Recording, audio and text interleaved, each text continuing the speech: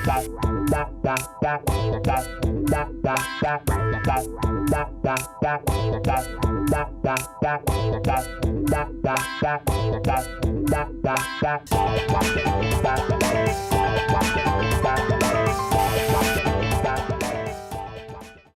love animation and did a part in Astro Boy that's coming out in a few weeks, and that was really fun because you sort of realized how much goes into making animation, and having no idea about it, I would think, oh, someone draws it, and then they put it on film, and it takes over a year, and it goes through so many people's hands, and it started from seeing it just sketched on a piece of paper with a pencil, to adding the color, to adding the depth, to adding the background, to finally it being 3D, and it's really amazing how much work goes into it. So for me, that was really interesting to see. The world's top scientist is building his most incredible creation. He has the most advanced systems ever created. A perfect robot. Astro Boy.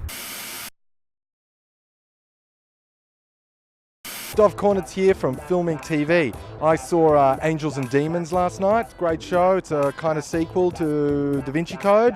Huge hit. Comes out on Blu-ray and DVD, so I checked it out. And it sort of asked a lot more questions than it answered for me about all these symbols and things that you see in the movie. So I thought I'd go into the city and see if I can find a real symbiologist. And so yeah, let's go. Is there anything that we can really apply, from the, the symbols and stuff within Australian society? Well, we certainly can. I mean, European culture has left many different symbols throughout Australian cities and the Australian landscape. Things like the fountain behind us. On the top of the fountain, you actually have the Greek sun god, Apollo. He was also the Roman sun god as well. And this is a sort of symbol that someone like Dan Brown would use in his novel. Apollo up there is pointing over right past a Christian cathedral, which is over here, and he's pointing to the rising sun as it comes up over the ocean. Now, Christianity doesn't believe in worshipping the sun, of course, but the ancient classical peoples did.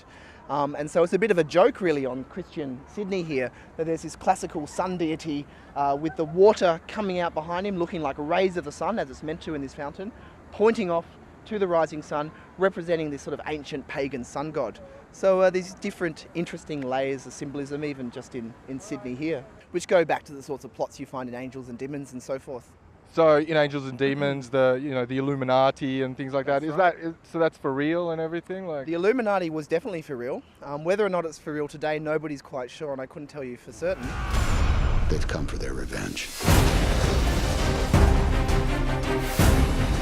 There's a hidden trail through Rome itself. I need access to the Vatican archives. Access to the archives is only by written decree by the Holy Father.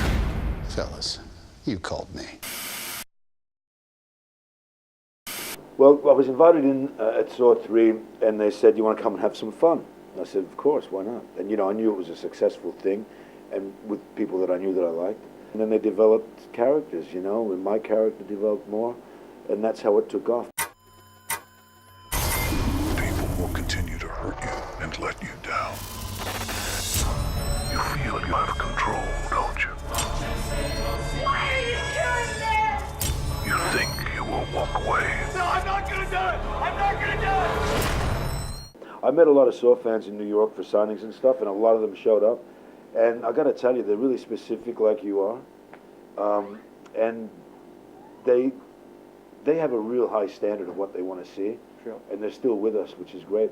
I'm not going to ask you about 6 because I know that half the fun is seeing the traps unfold. Yeah. But of the ones that we've seen, what's your favourite trap?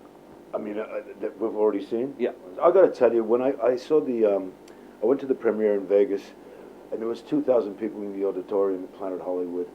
And when that opening trap with the pendulum began, yeah. The whole joint went insane. Right. So to me, that was like, watching your favorite football team score the winner. And then, after that, there was some other great things. I kind of liked the fact that I looked like I was going to go down in the coffin, meaning down and out. Yeah.